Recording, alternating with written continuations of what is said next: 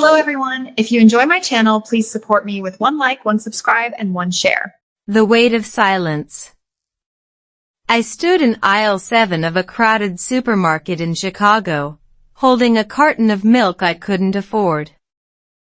And I realized something terrifying. I had forgotten how to speak.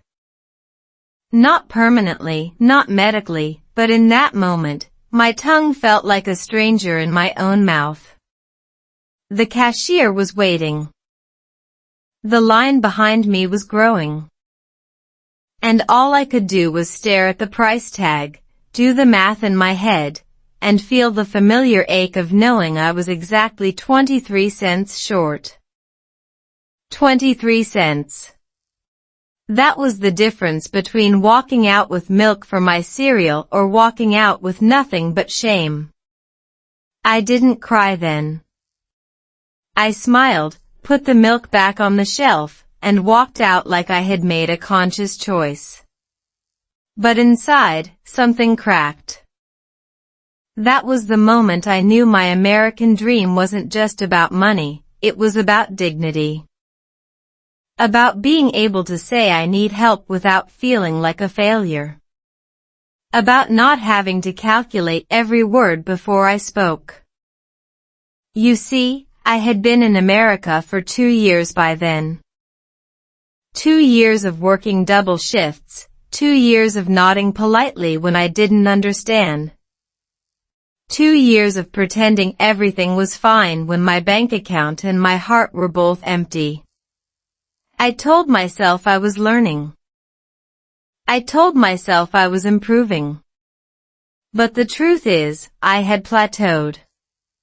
My English had stopped growing because I had stopped taking risks. I only spoke when I was sure. I only asked questions when I knew the answer wouldn't embarrass me. And in doing so, I had built a prison around my own voice. My brain, that brilliant and frustrating organ, had decided that silence was safer than stumbling. And it was right, silence was safer. But safety doesn't pay rent. Safety doesn't build relationships. Safety doesn't help you fall in love or raise a child or stand in a supermarket and buy the milk you actually want. That night, I sat on the floor of my tiny apartment, pulled out my notebook, and wrote something I would read every single morning for the next year. Today you will speak imperfectly. Today you will make mistakes. Today you will be brave enough to sound stupid. And then I added something unexpected, because perfect English is not the goal. The goal is connection. And that, my friend, is where the real story begins, not with victory, but with a decision. A decision to stop hiding behind silence and start embracing the beautiful and messy, glorious chaos of being understood. I didn't know it then, but that decision would lead me to love, to heartbreak, to parenthood. And finally to the version of the American dream I never expected to find, the one that had nothing to do with money and everything to do with finally being heard. But before I get to that, let me tell you about the day I almost gave up completely. Because that day happened exactly 1 week later, and it changed everything. The day I almost quit. My alarm didn't go off that morning, and I took it as a sign from the universe, a sign that I should just stay in bed forever. But the universe was wrong. Because my landlord wasn't knocking on my door to check on my well-being. He was knocking to ask for 3 months of back rent I didn't have. I opened the door with yesterday's mascara still smeared under my eyes, and I couldn't even say I'm sorry. I just nodded, closed the door, and slid down against it like a puppet whose strings had been cut. That was the day I almost booked a one-way ticket back to everything I had left behind, Not because I was homesick, but because I was exhausted. Exhausted from waking up at 4 a.m. for my cleaning job, exhausted from coming home at midnight after my second shift at the diner. Exhausted from watching my American friends buy houses and go on vacations while I couldn't even afford to replace my broken phone screen. And most of all, exhausted from pretending I understood every single word they said when I only caught maybe 60% of it. You want to know what breaks a person? It's not the hard work. It's the invisible effort of constant translation. It's the mental gymnastics of trying to convert your thoughts into English while simultaneously converting their English into your thoughts. My brain was working harder than an Olympic athlete, and nobody gave me a medal. I sat on that cold floor for 2 hours, doing absolutely nothing. No crying, no planning, no hoping. Just existing. And then, completely out of nowhere, I remembered something my grandmother used to say back home. She said, "The only way to eat an elephant is one bite at a time." It was such a silly, simple thing, but in that moment, it felt like a revelation. I wasn't supposed to conquer America in one day. I wasn't supposed to learn English overnight. I wasn't supposed to have my dream life before my 28th birthday. I was supposed to take small, ridiculous, unglamorous bites, just like the way I forced myself to say good morning to my neighbor every single day. Even though the first 3 weeks, she just stared at me like I was speaking Martian. On week 4, she smiled. On week 5, she said it back. On week 6, we had a 5-minute conversation about the weather. It took me 42 days to have a conversation about rain. But that's not failure, that's progress. I pulled out my notebook and wrote my new mantra, "Don't quit on the day before your breakthrough." And then I made a decision that would terrify me more than any job interview or landlord confrontation. I decided to call my sister, a sister I hadn't spoken to in 6 months because I was too ashamed to admit I wasn't living the American dream. I was drowning in it. And when she answered, I didn't pretend. I told her the truth. And her response changed everything. My sister's unexpected response. That phone call with my sister didn't go the way I expected at all. I had prepared myself for pity, for that soft voice that says, "I told you so," without actually saying it. For the gentle suggestion that maybe America wasn't for me. But instead, she laughed, not a cruel laugh, but the kind of laugh that comes from someone who knows you better than you know yourself. She said, "You sound exactly like you did when you were 8 years old and you wanted to give up learning the piano after 3 weeks. Remember what you told me? You said I will never be good at this. And then you won the competition 6 months later." I didn't remember that. But she did.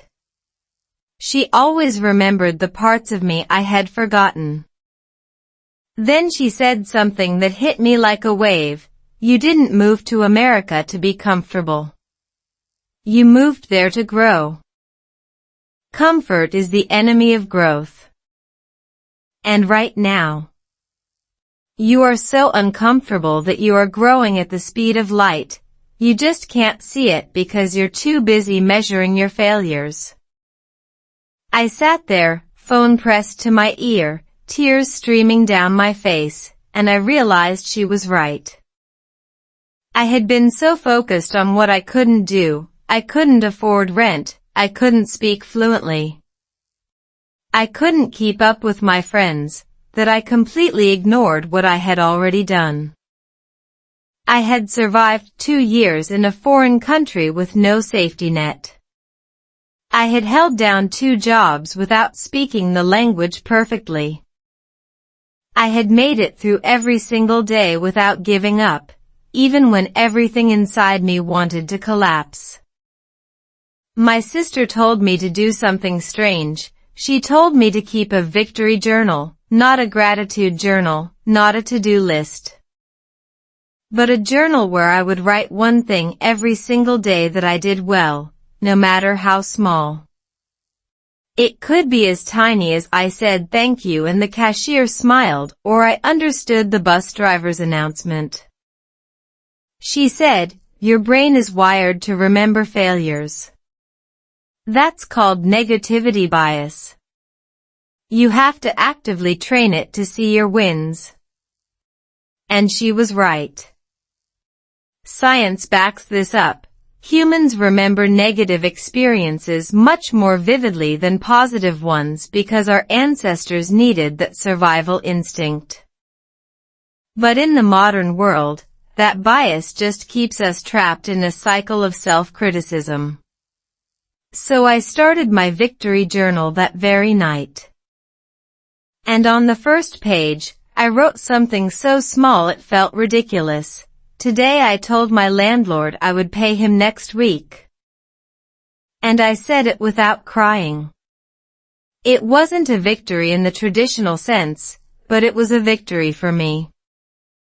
And that tiny shift in perspective, that decision to stop counting my failures and start counting my small wins, led me to the next chapter of my life in the most unexpected way possible. Because it was exactly 1 week later, while I was writing in my victory journal at a coffee shop, that a stranger sat down at my table and asked me a question I couldn't even understand, and that question would change absolutely everything.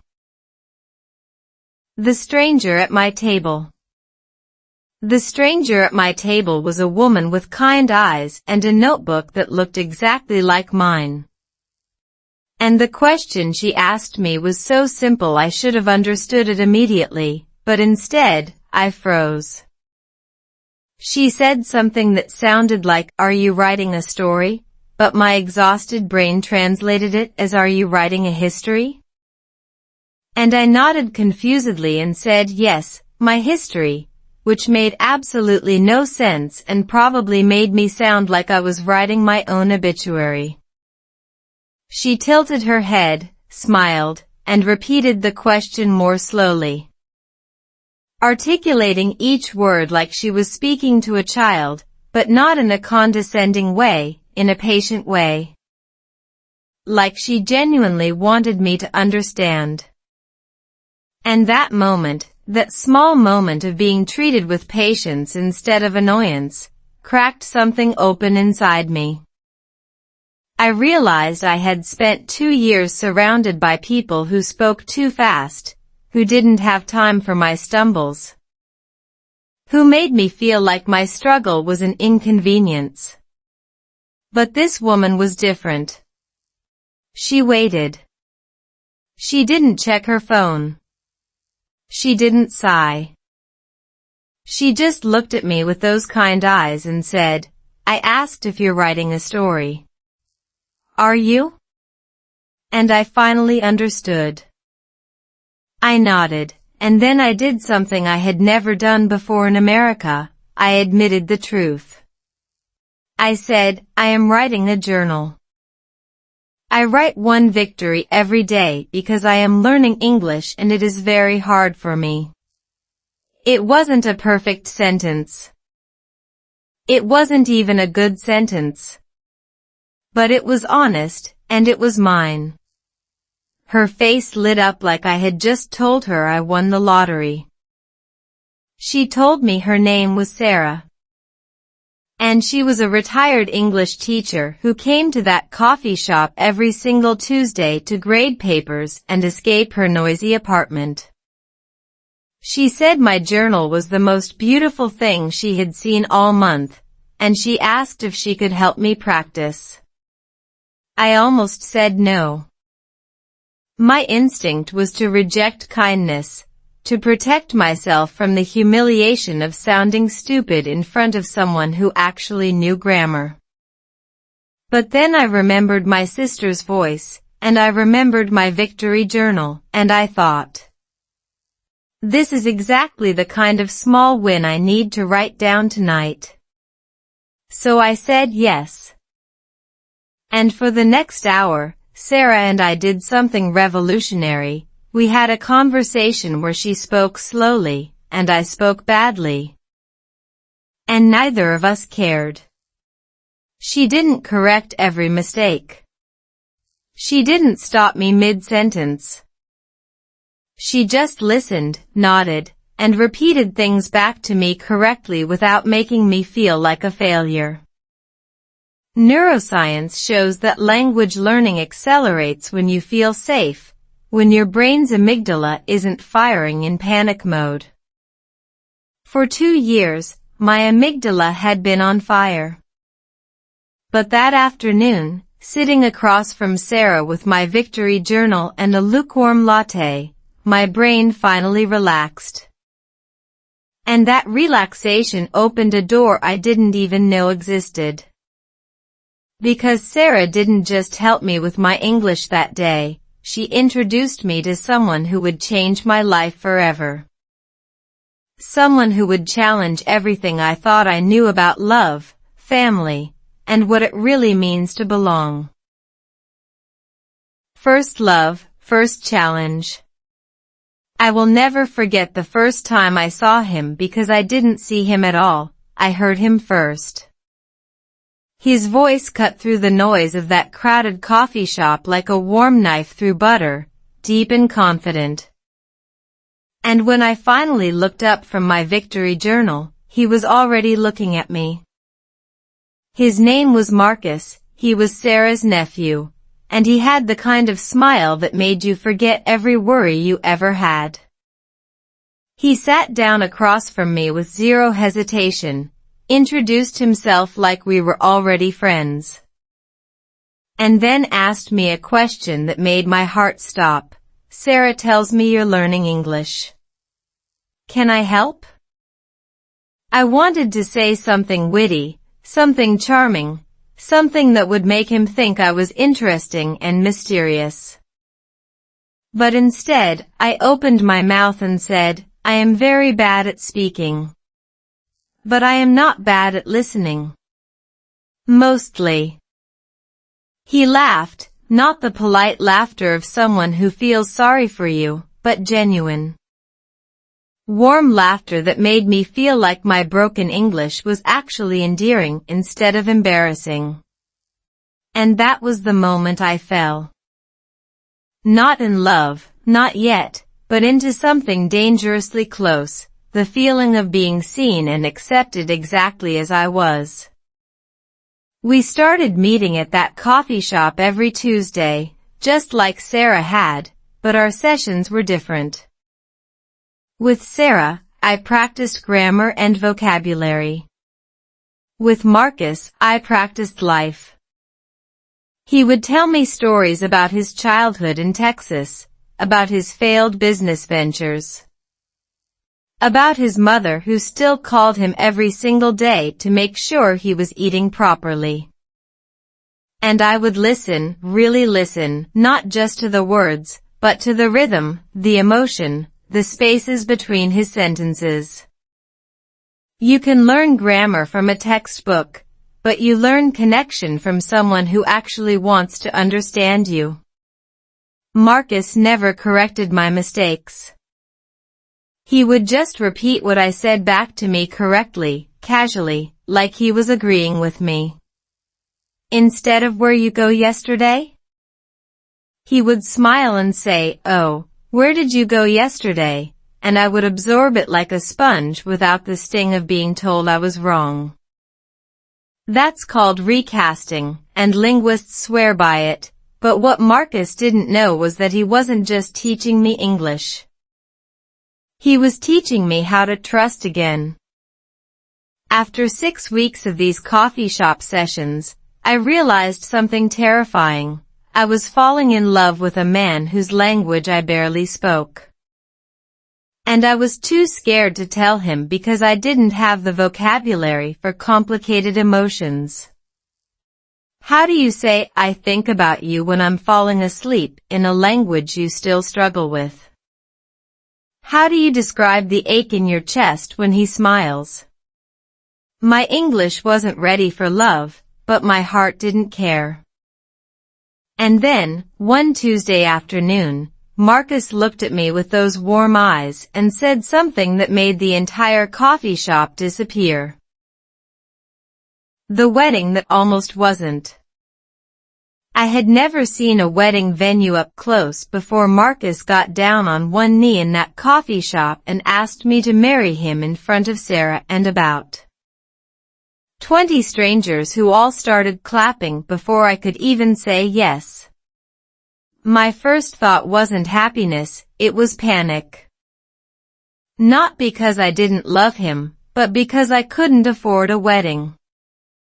I had spent every extra dollar on rent and groceries and the occasional bus pass.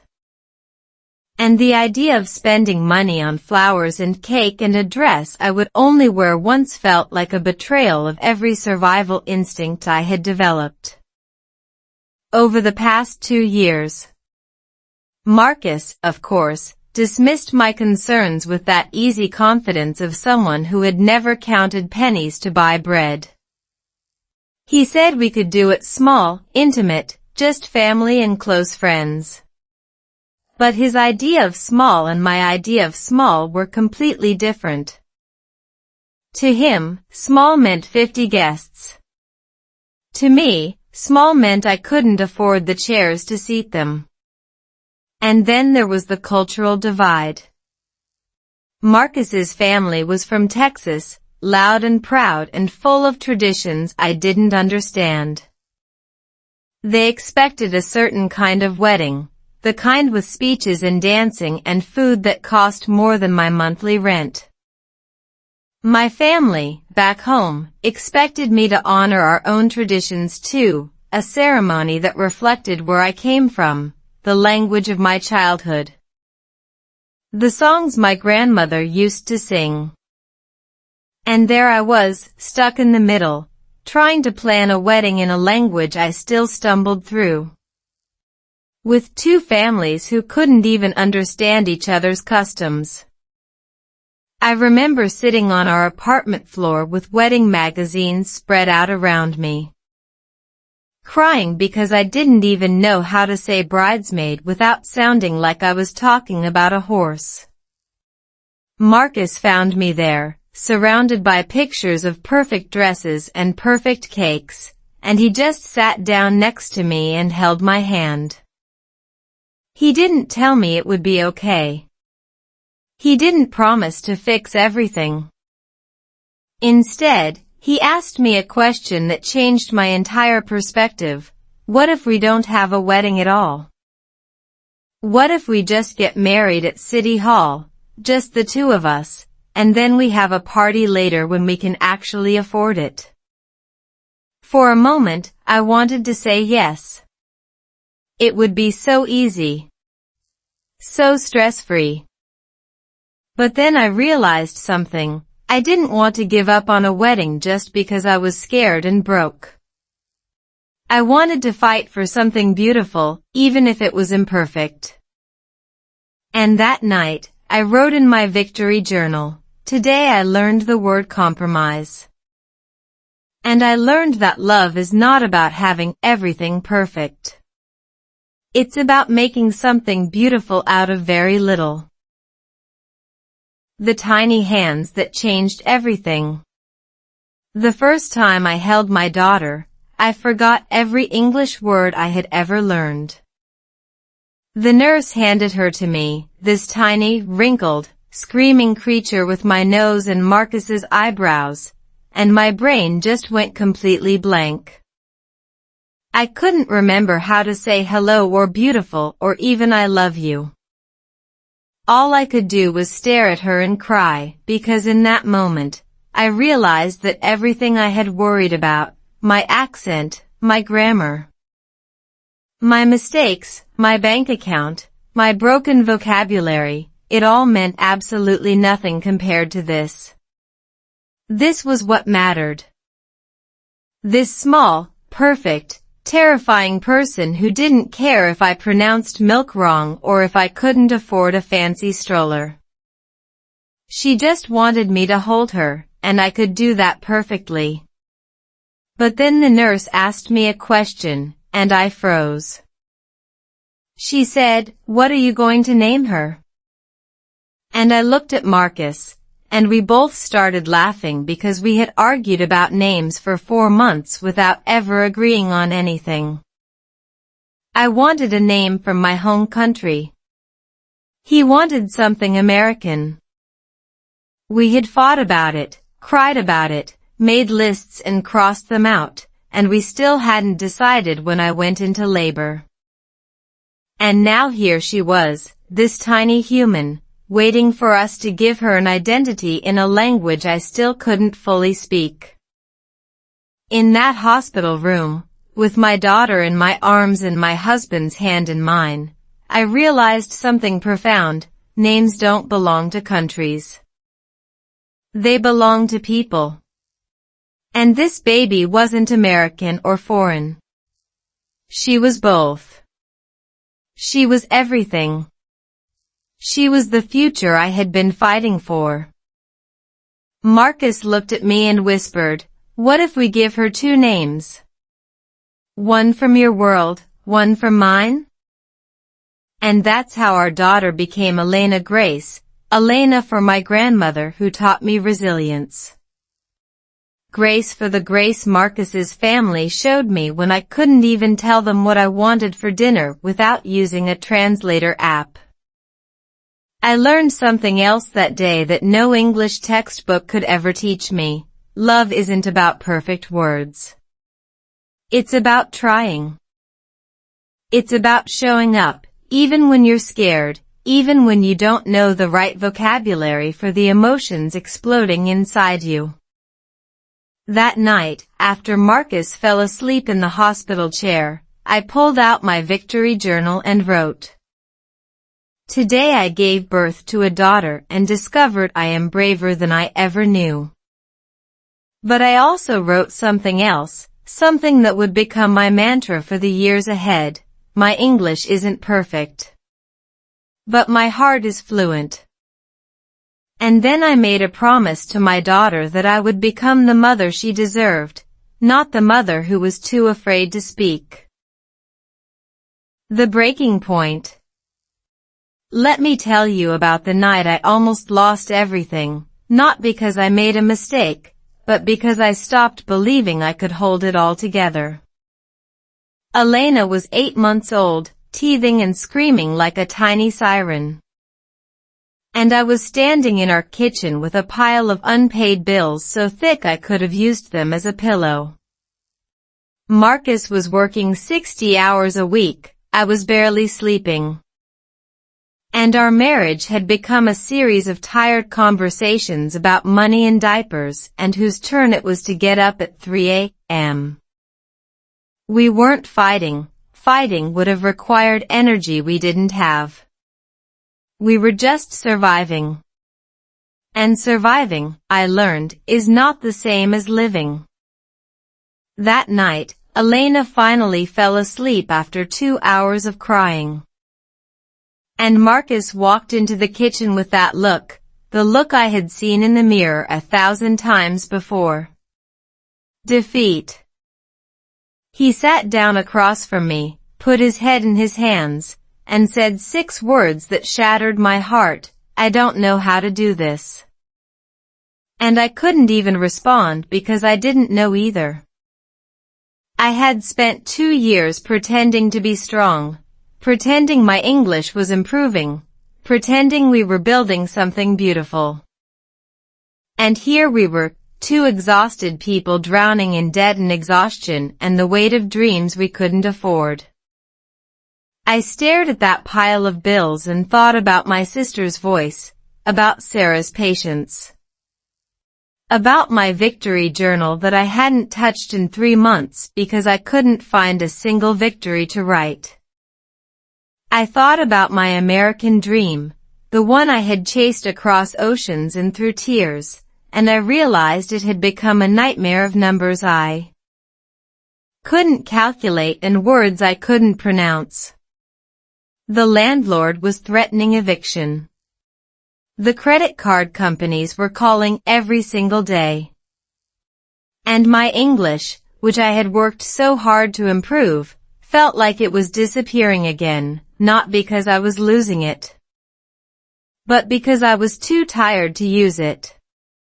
Marcus looked at me and asked, "Do you ever regret coming here?" And the silence that followed was the loudest thing I have ever heard. I wanted to say no. I wanted to say that I loved him, loved our daughter, loved the life we were building. But in that moment, with the kitchen light flickering and my hands shaking, the truth was darker than I wanted to admit. I did regret it. Not all of it, never Elena, never Marcus, never the beautiful connections I had made. But I regretted the belief that harder work would always lead to happiness. I regretted the lie I had been telling myself, that if I just tried a little more, everything would be okay. That was the moment I almost left, not Marcus, not Elena, but the dream itself. I almost gave up on the idea that this country could ever feel like home.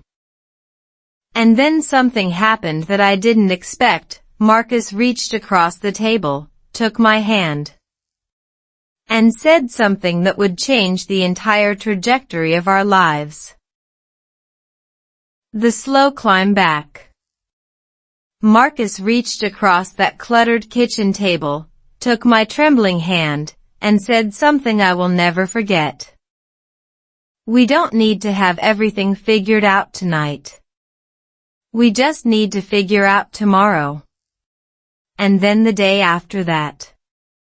And then the day after that." It was such a simple thing, such an obvious thing, but in that moment, it felt like he had handed me a lifeline. I had been so focused on the enormous mountain ahead that I forgot I only had to take one step at a time. That night, we made a plan, not a grand plan, not a perfect plan, but a plan that was actually possible. We would sell the car we couldn't afford, we would move to a smaller apartment, we would cut every single expense that wasn't absolutely necessary. And we would make a pact, no more pretending. No more hiding our struggles from each other. No more suffering in silence. The next morning, I pulled out my victory journal for the first time in months and wrote something that felt both terrifying and liberating. Today I admitted I am not okay. And that is okay.